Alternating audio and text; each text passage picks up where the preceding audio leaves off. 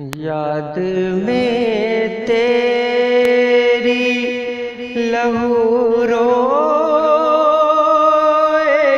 दुनिया शबनम, जब खबर होगी कि वो शायरे मशहूर चला। नाम मुस्तफ़ा रज़ा, तखल्लुस शबनम और निस्बत कमाली। आप 22 जुलाई 1938 को पोखररा, सीतामढ़ी, बिहार में पैदा हुए और 19 अगस्त 2004 को आपका इंतकाल हुआ।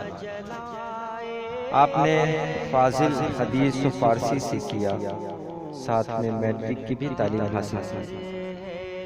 1951 से आपने शायरी की इब्तिदा की।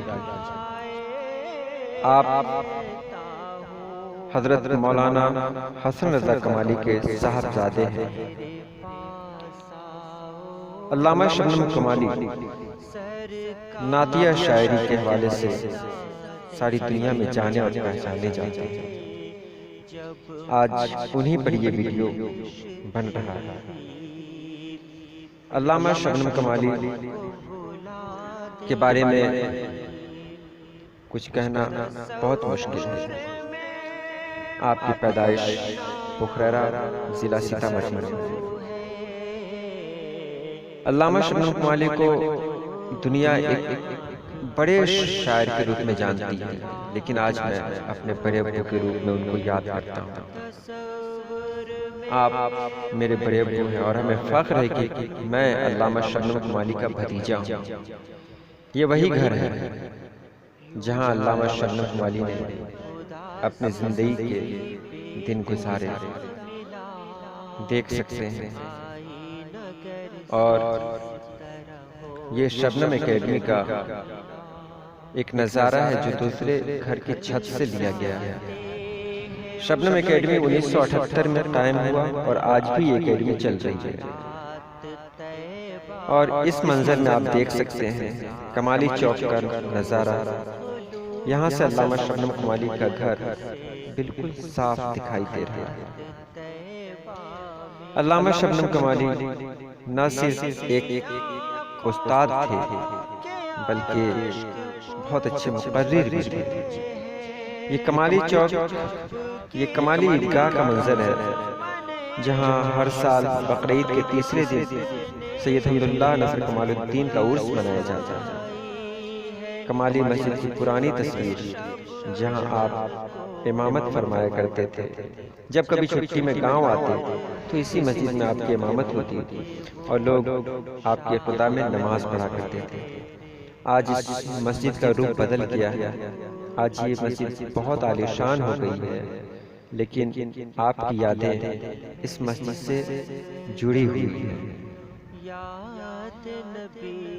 और आगे के मंजर में देखें, ये कमाली चौक है। यहाँ कमाली बाजार लगता है। मोहल्ले के लोग अपनी ज़रूरत का सामान यहीं से खरीदते हैं। अल्लामा शबनम कमाली एक अच्छे उस्ताद होने के अलावा, एक अच्छे शायर, एक अच्छे मुक़र्रिर होने के अलावा एक अच्छे बाप भी थे, एक अच्छे चचा भी थे। मुझे याद है जब वो छुट्टी के दिनों में अपने गांव आते तो हम बच्चों की खुशी का कोई ठिकाना न रहता। वजह ये थी कि हमें मिठाइयाँ और चॉकलेट मिला करती थी। हर बच्चा आपके करीब होता, क्योंकि आपकी मुस्कुराहट सबका दिल जीत लिया करती थी। मुझे वो ज़माना बहुत याद आता है। कमाली मस्जिद का खूबसूरत नज़ारा आप देख सकते हैं। सुबह का यह हसीन मंजर, ये पोखररा की सुबह और ये रास्ता जो अल्लामा शबनम कमाली के घर से होते हुए गुजरता है। उनके बगल में ही उनके भाई यानी मेरे अब्बू जनाब डॉक्टर अंजुम कमाली का मकान है, यानी मेरा मकान है। ये उनके पोते बेटे और बाकी रिश्तेदारों की तस्वीर है जो ईद के मौके पर ली गई थी।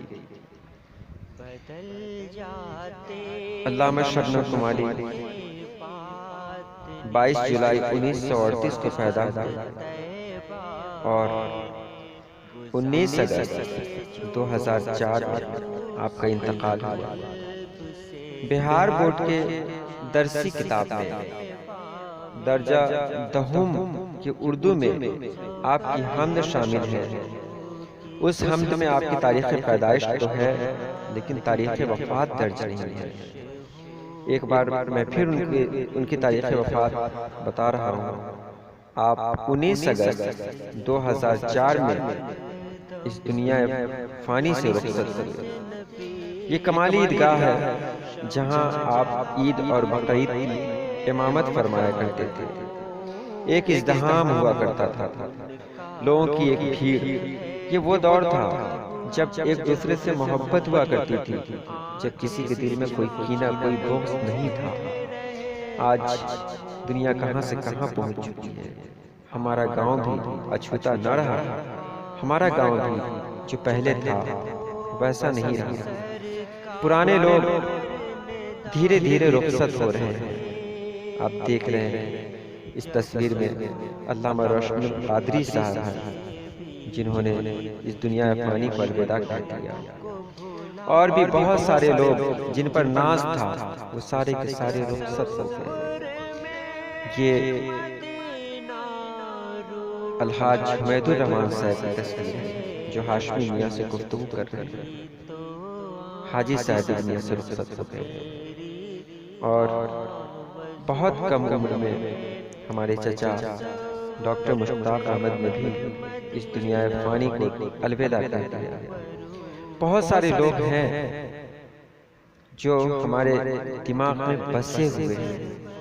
उसी में एक नाम आता है मंजूर दादा का। मंजूर दादा का वो दौर था जब हम सभी बच्चे उनके पास बैठा करते थे और उनसे पुराने दिनों के बारे में बहुत सारी बातें सुना करते थे। धीरे धीरे सभी रुखसत होते हैं। ये कारवां आगे की तरफ बढ़ रहा है। एक अजीब बात है कि जो जगह खाली हो रही है, उस जगह पर कोई नया नहीं आ पा रहा है। ये दुनिया आगे की तरफ जा रही है और हम बस एक तमाशा देखते हुए खड़े हुए और कुछ नहीं। हम यहाँ देख सकते हैं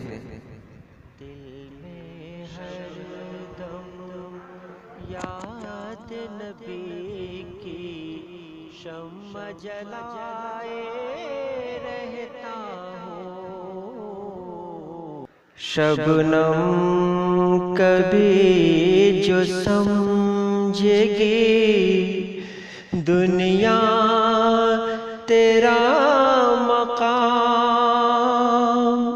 नक्शे कदम पे जान निछावर करेंगे लोग, निछावर